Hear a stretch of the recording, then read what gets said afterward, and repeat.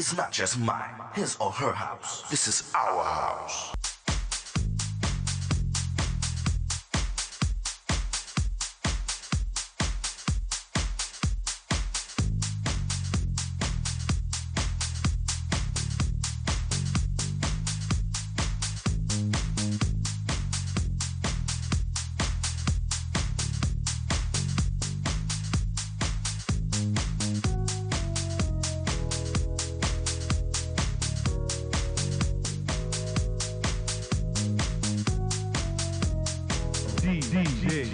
Tyrone Lowe.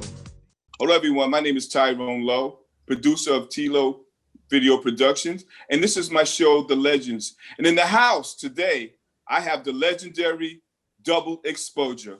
Guys, can you introduce yourselves? I'm Joe Harris, one of the original members. And I'm Leonard Butch Davis, one of the original members as well. I'm Kenny Pitt. I'm one of the newer members of Double Exposure. I'm Lorenzo Bell. I watched the group on Soul Train. Welcome to the Legends, you guys. Now let's talk about the beginning. Joe, let's talk about how you guys actually got started and how you guys actually congregated together to make Double Exposure. Well, we had been together as teenagers in school, in junior high and high school. There was a break of military service in between. After we got out, we started getting it back together, and we worked for years around the Philadelphia area, doing a lot of the local shows and such.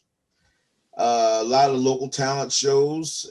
Many of the Philly musicians, music crowd, we knew personally from years coming up together, but we were one of those groups that just could never get a break.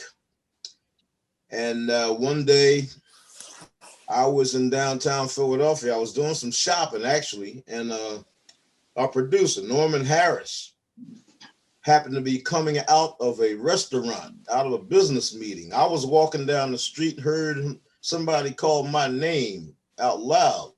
And I turned around and it was Norman. And he's like, runs over to me, hugs me and everything. He said, "Man, where have you guys been? I've been looking for you." I said, "Hey, man, we all working 9 to 5s, man, just trying to make it." And he said, "Look, are y'all still singing?" He said, I said, "Yeah, of course." He said, "Look, I have a deal for you." What's happening? Norman was coming out of a business meeting. He had just signed a production deal with South Soul Records to do new music, and they wanted that Philly sound, and he was the man that they wanted. He said, "Be at my office tomorrow." I said, "You, me." And I got home, I called the fellas right away. I said, "Man, guess what?" We were there the next day on time. All the producers, different songwriters were there. Bunny Sigler, Vince Montana, Bruce Halls, Al Felder, kind of all the guys that had the hits on, like the OJs, the Spinners, Blue Magic, all the hit makers, all the guys who wrote those hits were at this meeting. It was an audition. They wanted to hear what we sound like. Needless to say, the audition went well. The following week, we were in Norman's office rehearsing material to record. They had a song called 10%. That was one of the songs they presented to us. Originally, they were going to place that song on somebody else. To this day, I don't know who. They heard us do it. They decided we were going to do it. That's fine with us. And about a week or two later, we were in the studio recording. The first batch of songs was 10%, Every Man, My Love Is Free. And there were some great ballads. Pick Me, Give My Love Away. Although our company didn't really get into ballads, I might be getting a little ahead of the story, but basically We were just another group on the street trying to make it and got a break, man. And here we are. I got a story for you guys. I was in a record pool and I had got a record by Double Exposure, right? And then I put it on my turntable. It says 10% or something, 10% or something. And then I'm like, what is this? It's supposed to be 33. I put it on 45. It worked. And so, you guys actually broke the barrier to me for the first 12-inch long single record that ever happened, So that has to be noted, So Lorenzo, Yes, sir. Let's talk about your experience with the group. Well, my experience is not the same as Joe's. Joe had a lot more stuff. Mine was a lot more creative and entertaining because of Joe and Butch. I had heard from two different people, one from Carol Williams' son, who was a friend of mine, and another friend who was friends with a DJ up in New York that basically said that the group was looking for a lead singer. So but the thing was, when they needed the audition, they needed it on video. That weekend that I found out, I had lost my voice. So I'm basically pumping tea in my body intravenously, trying to get my voice back. And Jimmy's voice is very high. That's a tenor. So You can't cheat that. You can't falsetto it. You can't try and debarge it. You can't make it cute. You got to be able to sing it. So thank God gave me enough voice that I could do the audition and send them, my rendition of it. And sent it to them. They called me. They said, hey, we want to meet up with you. Met up with them, and they played all the songs, and they said, listen, we would like you to be in the group. I said, okay, and that was fine. Yep. And they've been picking on me ever since. Just trying to make them better. So, let me ask you, Joe. Yeah. The first time that you guys ever performed in front of a crowd, after y'all made 10%, what was going through y'all minds? Oh man, we're here. We're here. We're here, man. We are here. We finally got here. It was awesome, man. I was excited, man. I was like on cloud 10. Not 9, 10. I was on 10. When I used to go to a lot of block parties in Brooklyn, Queens, Manhattan, My Love Is Free was the hustling song. Everywhere you went, you heard My Love Is Free. How does that song how do you signify that song, My Love Is Free? That's hard to say, but it's just a good song. Our goal was always just to record good songs, period. When we first heard it, as a matter of fact, that was the one that I told the producer, I told Norman, I said, man, that's the hit. I said, that's the hit. Although it turns out that 10% was the first hit. But it sure was. I heard it. I said, man, that's happening. And so ironic, what really blew our mind a couple of years later to find out that My Love Is Free went gold in South Africa, of all places. That was a mind blower right there. So, and that's amazing. Yeah, it was. Caught us totally off guard. Let's talk about some of the awards that you guys actually achieved through your journey. Oh man, it's a blessing, man. It's an honor to be honored, man. For people to think that much of you, to want to give them to you. We really didn't receive our gold records till years later because of, I just say record company politics or whatever, but Along the way, we received the Lifetime Achievement Award from the R&B Music Society, Tri-State Black Music Award, Legends DJs, or DJ Legends Award, or Promoters Award, rather. Mm-hmm. Promoters Legends. I'm sorry, I got it twisted. Proclamations from Brooklyn, a few other places. I'd have to actually look at the list. We've had so many, but it's just been humbling. It's just a blessing, man. For people to want to honor you, to want to, recognize you, man. I mean, it's humbling, man. We just graciously and humbly say thank you, Okay. Well, guys, we're going to take a little break right now, and we're going to come right back. Viewers, we are listening to Double Exposure. Stay tuned. We'll be right back.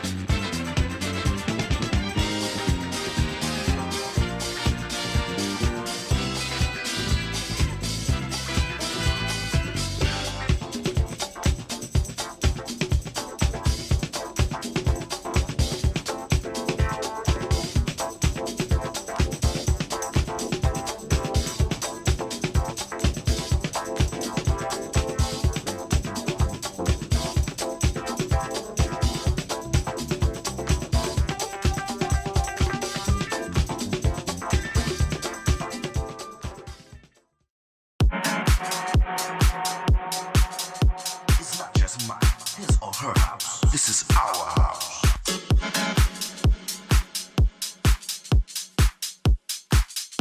We got some fun people in the house tonight.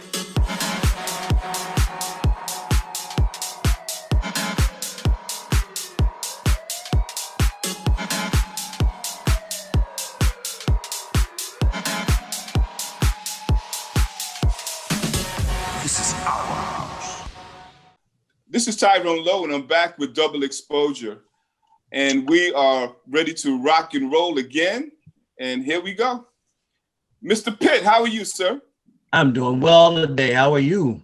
I'm quite well. Let's talk about your experience with the group. You came along later through the years, so let's talk about that. Well, like Lorenzo, I was watching Soul Train and I saw them on Soul Train. I was excited. Butch and Joe went to school with my sister and they're friends. So I knew them, and to see somebody that you've seen at your house or on TV, it was exciting to me. For my birthday, she gave me the album with 10% on it. And I was so excited because I've been hearing 10% on the radio, but I didn't know what the song was called. I thought they were saying, let's get in something. And they were saying 10% or something. And fast forward years later, with the resurgence of house music is just disco music expanded. And My Love Is Free, 10%, they were still playing when I was clubbing later on. And so I knew the stuff, I loved it. And for me, I think one of the most exciting times, we did a show in Brooklyn, Old Timers Day, and we all arrived around the same time. The DJ just happened to play My Love Is Free, didn't know that we were there. And when I saw the crowd's reaction, I was blown away. I was like, wow. I mean, thousands of people just jumping up and dancing and singing. So it's a good place to be.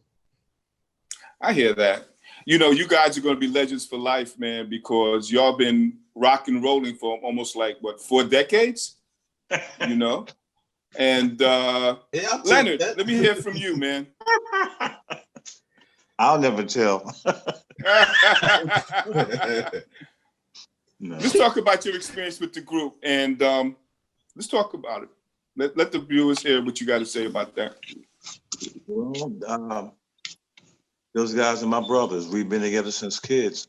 We were kids, and And we've done a lot of shows together. You know, we spend a lot of time together. And we've grown together, and we've entered different ways of life together. So, you know, we got a lot of time in there. You know, I've known Joe since we were, gosh, man, about 12, 13, 14 years old. Charlie the same way, and then Jimmy a couple years later.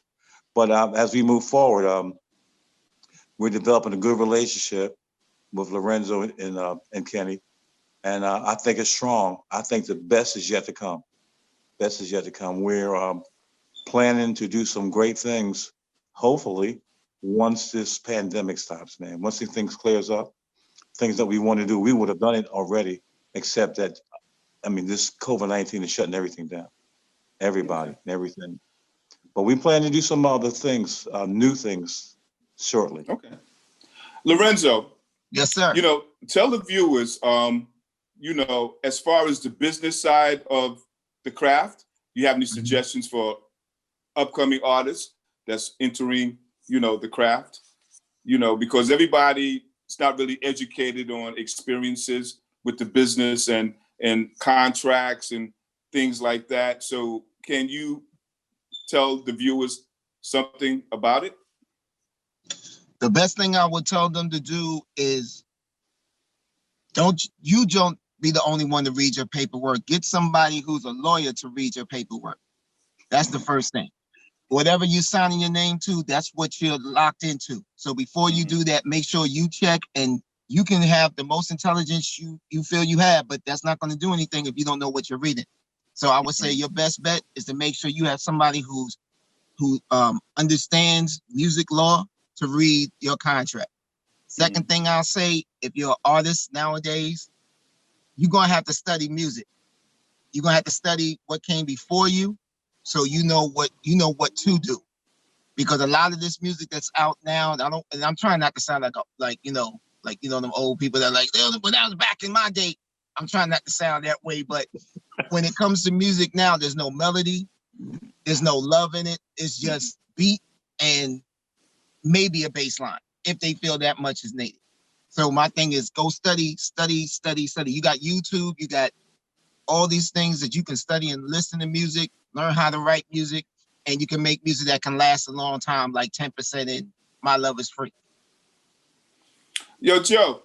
Yes, sir. Let me ask you a question. Have y'all ever did a show without getting paid? Yeah. Yeah. Especially in the beginning, I'll say pre-10%. Okay. That's called those real serious chitlin circuit days, where, you know, I'll say this: once you have hit records and you're represented by an agent, you have an agent working for you to get you gigs. And then actually for us here in these later years, the fact that we have a reputation, you know, that's respected. A lot of that we can handle ourselves. We know a lot more ourselves. A lot of the traps when we were younger, we don't fall into anymore, because I mean, we know when we were younger, there were a lot of mistakes we made simply because we didn't know. But and back then you had to fight harder for your money.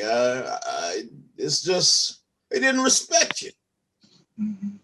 It just didn't respect you. It was like, who are you? You know, I mean, okay, now, hey, we're double exposed. We are somebody, you know. You don't let it go to your head, but hey, it's sometimes you got to call the card, man. You know what I mean? I hear that. And but yes, we in the circuit days, man. Excuse me. Something I don't ever want to see again. But you learned from it. But I don't wish that on anybody. But that also is part of paying your dues. Okay. Let's talk about some of the places that you performed, you know, in the United States, out of the United States. You know, tell the viewers about some of that. Well, as far as in the United States, overall, I think New York was probably our biggest market. Okay. In the States, although we, LA a little bit, a lot of the TV work we did, like Soul Train, Down the Shore Show, a lot of different TV shows around the country. And also, we did a lot of work in a lot of places, but it wasn't, how can I say, in the R&B realm.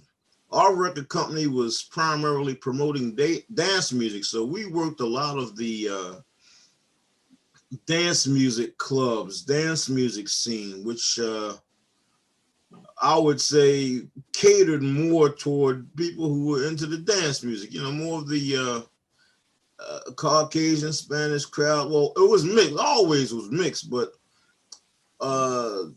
they did not make a strong effort to connect with R&B radio.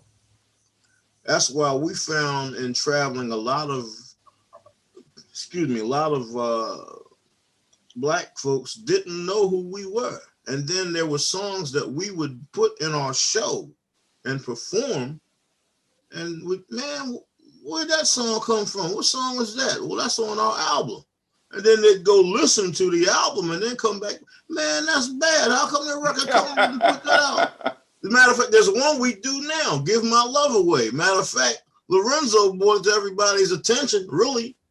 I mean, it was always a good song, but we just never attacked it. They never released it, and we never really attacked it until Lorenzo brought it up and added some ideas to it, and it's a staple on our show now.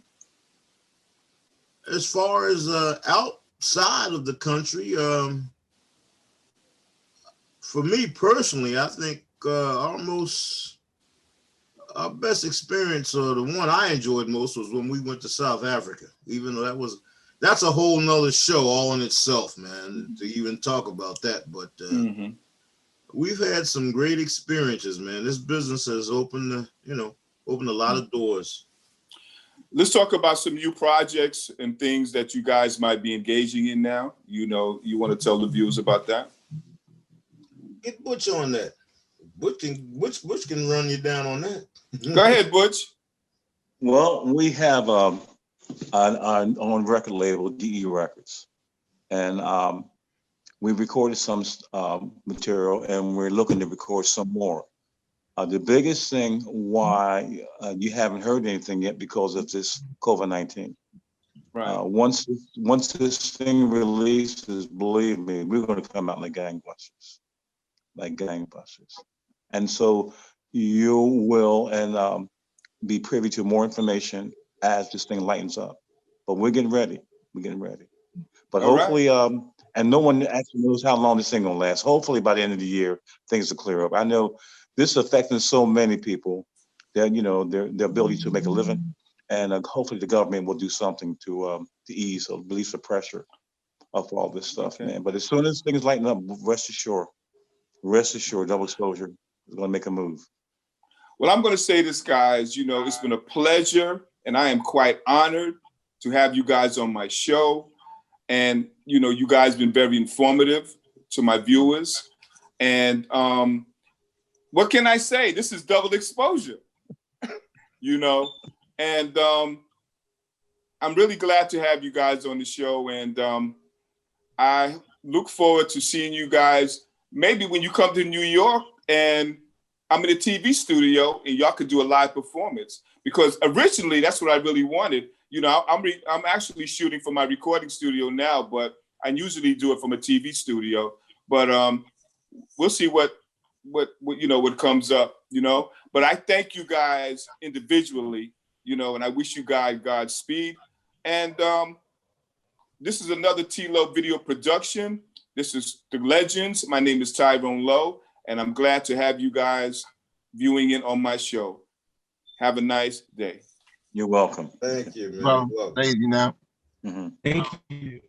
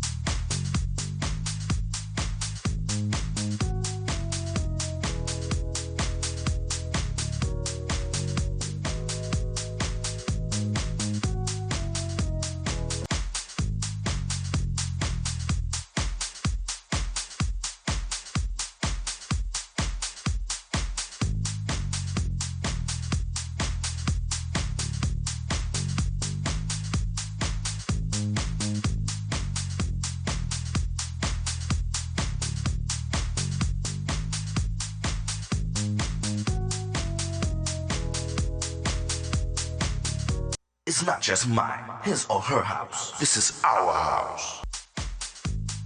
My assignment, my calling is to inspire, uplift.